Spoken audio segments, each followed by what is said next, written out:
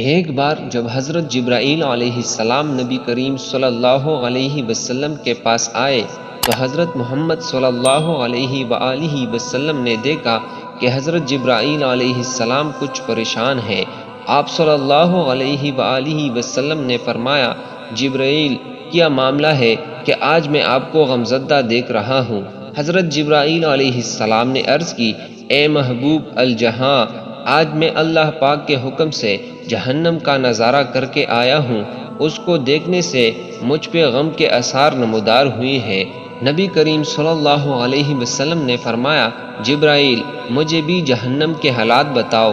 حضرت جبرائیل علیہ السلام نے عرض کی کہ جہنم کے کل 7 درجے ہیں، ان میں جو سب سے نیچے والا درجہ ہے اللہ اس میں منافقوں کو رکھے گا۔ اس سے اوپر والے 6 درجے میں اللہ تعالیٰ مشرک لوگوں کو ڈالیں گے۔ اس سے اوپر 5ویں درجے میں اللہ تعالیٰ سورج اور چاند کی عبادت کرنے والوں کو ڈالیں گے۔ اس کے بعد 4 درجے میں اللہ پاک آتش پرست لوگوں کو ڈالیں گے۔ اس کے بعد 3 درجے میں اللہ پاک یہود کو ڈالیں گے۔ اس کے بعد 2 درجے میں اللہ تعالیٰ عیسائیوں کو ڈالیں گے۔ یہ کہہ کر حضرت جبرائیل علیہ السلام خاموش ہو گئے اور غمزدہ نظر آنے لگے۔ تو نبی کریم صلی اللہ علیہ وآلہ وسلم نے پوچھا، اے جبریل، آپ خاموش کیوں ہو گئے؟ مجھے بتائیں کہ پہلے درجے میں کون ہوگا؟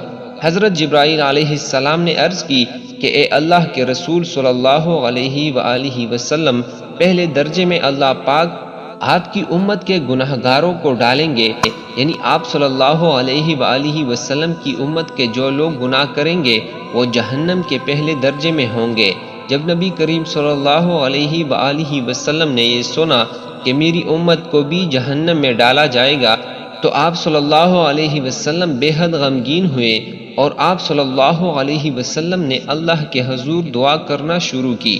3 دن ایسے گزرے کہ اللہ کے محبوب مسجد میں نماز پڑھنے کے لیے تشریف لاتے، نماز پڑھ کر حجرے میں تشریف لے جاتے اور دروازہ بند کر کے اللہ کے حضور رو رو کر فریاد کرتے۔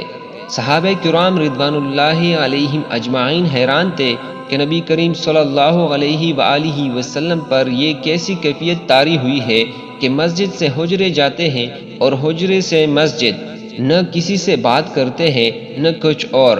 جب 3 دن ہوا تو سیدنا ابو بکر صدیق رضی اللہ تعالی عنہ سے رہا نہیں گیا اور وہ آپ صلی اللہ علیہ وآلہ وسلم کے دروازے پہ آئے، دستک دی اور آپ صلی اللہ علیہ وآلہ وسلم کی خدمت میں سلام عرض کیا، لیکن آپ صلی اللہ علیہ وآلہ وسلم کی طرف سے سلام کا جواب نہیں آیا۔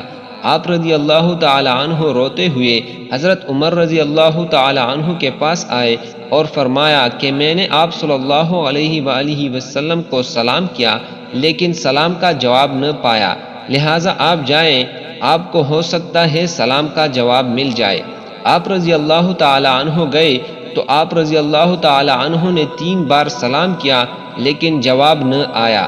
پھر حضرت عمر رضی اللہ تعالی عنہ نے حضرت سلمان فارسی رضی اللہ تعالی عنہ کو بھیجا، انہوں نے بھی سلام کیا لیکن پھر بھی سلام کا جواب نہ آیا۔ حضرت سلمان فارسی رضی اللہ تعالی عنہ نے اس واقعے کا تذکرہ حضرت علی رضی اللہ تعالی عنہ سے کیا۔ انہوں نے سوچا کہ جب اتنی عظیم شخصیات کو سلام کا جواب نہ ملا تو مجھے بھی خود نہیں جانا چاہیے بلکہ مجھے ان کی نوری نظر بیٹی حضرت فاطمہ رضی اللہ تعالی عنہ کو اندر بھیجنا چاہیے۔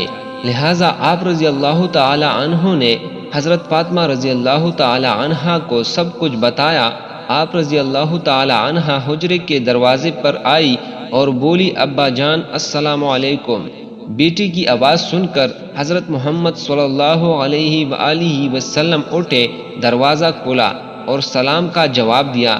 حضرت فاطمہ رضی اللہ تعالی عنہ نے فرمایا، ابا جان آپ پر کیا کیفیت ہے کہ 3 دن سے آپ یہاں تشریف فرما ہے؟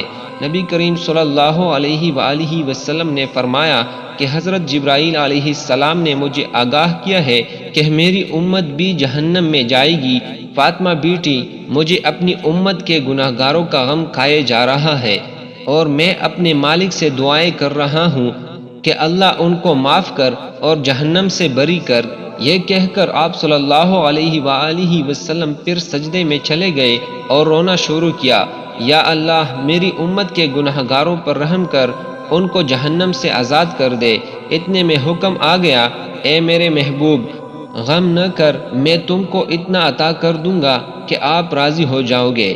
آپ صلی اللہ علیہ وآلہ وسلم ہوشی سے کھل اٹھے اور فرمایا، لوگو اللہ تعالیٰ نے مجھ سے وعدہ کر لیا ہے کہ وہ روز قیامت مجھے میری امت کے معاملے میں خوب راضی کرے گا، اور میں نے اس وقت تک راضی نہیں ہونا جب تک میرا آخری امتی بھی جنت میں نہ چلا جائے۔ مزید اس طرح ویڈیوز دیکھنے کے لیے میرے چینل کو سبسکرائب کر دیجیے گا۔ جزاک اللہ خیر۔